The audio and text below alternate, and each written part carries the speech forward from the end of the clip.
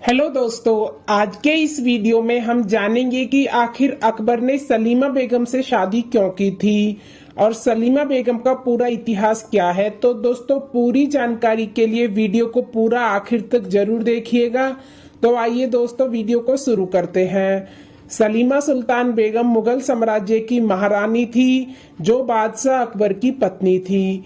सलीमा की शादी पहले बैरम खान से हुई थी और 1561 में उनकी हत्या के बाद उनके चचेरे भाई बादशाह अकबर ने उनसे शादी कर ली थी। सलीमा बेगम शाही हरम में वरिष्ठ पद की महिला थी। इस तरह उन्होंने दरबार और साम्राज्य में प्रमुख राजनीतिक प्रभाव डाला। इतिहास में उसका नाम एक पाठक कवि के रूप में आता है जिन्होंने मकबी छिपी हुई महिला के 6 नाम से लिखा है और अपने सौतेले बेटे जहांगीर की माफी के लिए अकबर से विनती की थी। सलीमा सुल्तान बेगम का जन्म मुगल राजकुमारी कुल रंग बेगम और उनके पति कन्नौज के वाइसराय नूरुद्दीन मोहम्मद मिर्जा की बेटी के रूप में हुआ था। सलीमा के नाना सम्राट बाबर थे जो मुगल साम्राज्य के संस्थापक और पहले मुगल सम्राट थे। उनके मामा दूसरे मुगल बादशाह हुमायूं और मुगल राजकुमार हिंदल मिर्जा थे। इसीलिए सलीमा बादशाह अकबर और उनकी पहली पत्नी रुकैया सुल्तान बेगम की चचेरी बहन थी, क्योंकि वे दोनों ही उनके मामा हुमायूं और हिंदल मिर्जा की संतानें थे। दिसंबर 1557 से 18 वर्ष की आयु में सलीमा बेगम का विवाह पंजाब के जालंधर में काफी बड़े बैरम खान से हुआ था। बैरम खान मुगल साम्राज्य के सैन्य कमांडर और मुगल दरबार में एक शक्तिशाली राजनेता थे। ऐसा कहा जाता है कि इस विवाह ने दरबार में काफी रुचि पैदा की थी। इसने अली शुक्र बेग के वंश की 2 धाराओं को एकजुट किया, यानी बैरम खान की ओर से विलक सब तुर्कमान और सलीमा की ओर से तैमूर, क्योंकि सलीमा अपने नाना सम्राट बाबर और उनके परदादा में से एक महमूद के माध्यम से तैमूर थी। सलीमा की सगाई उसके मामा सम्राट हुमायूं ने बैरम खान से उसके शासनकाल के दौरान कर दी थी। सलीमा बैरम की दूसरी पत्नी बनी मेवात के जमाल खान की बेटी के बाद, जो उनके बेटे अब्दुल रहीम की मां थी। सलीमा और बैरम खान की अल्पकालिक शादी से कोई संतान नहीं हुई। शादी के सिर्फ 3 साल बाद बैरम खान की 1561 में मृत्यु हो गई, जो कि महामंगा द्वारा उनके खिलाफ की गई साजिशों के परिणाम स्वरूप हुई थी, जिसका अंत उनकी हत्या में हुआ। सलीमा की शादी उसके पहले चचेरे भाई अकबर से उसी साल की थी।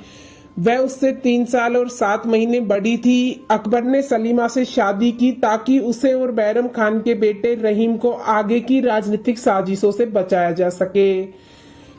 सलीमा बहुत प्रभावशाली थी और रुकैया के अलावा अकबर की एकमात्र दूसरी पत्नी थी जो सबसे ऊंचे वंश की थी। अपनी मां की तरफ से तैमूरदी थी। इस तरह मातृवंश में सम्राट बाबर की पोती थी। एक व्यापक पाठक होने के नाते वह सम्राट के साथ अपनी मुलाकातों और मामलों की स्थिति का लेखा जोखा रखती थी। इस प्रकार सलीमा दरबार की सबसे महत्वपूर्ण महिलाओं में से एक थी। सलीमा और मरियम उज़ ज़मानी ने अकबर और जहांगीर के बीच समझौता कराने में महत्वपूर्ण भूमिका निभाई थी। जब 1600 के दशक की शुरुआत में पिता पुत्र के रिश्ते में खटास आ गई थी, जिससे अंततः जहांगीर के सिंहासन पर बैठने का मार्ग प्रशस्त हुआ।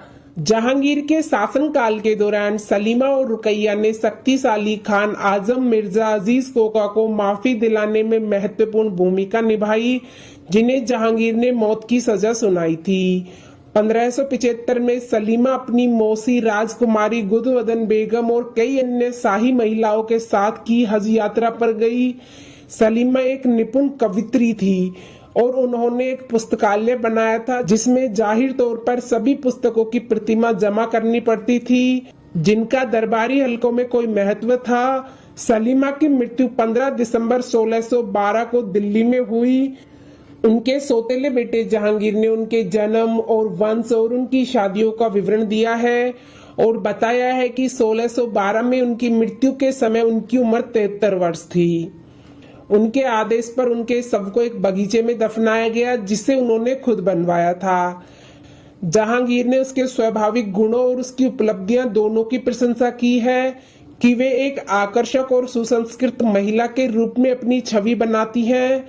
तो दोस्तों, अब आपको पता चल गया होगा कि आखिर अकबर ने सलीमा बेगम से शादी क्यों की थी और सलीमा बेगम का पूरा इतिहास। तो दोस्तों वीडियो में दी गई जानकारी अच्छी लगे तो वीडियो को एक लाइक कर दे और साथ ही चैनल को सब्सक्राइब करके बेल आइकन बटन दबा दे ताकि आने वाली वीडियो सबसे पहले आप तक पहुंचे।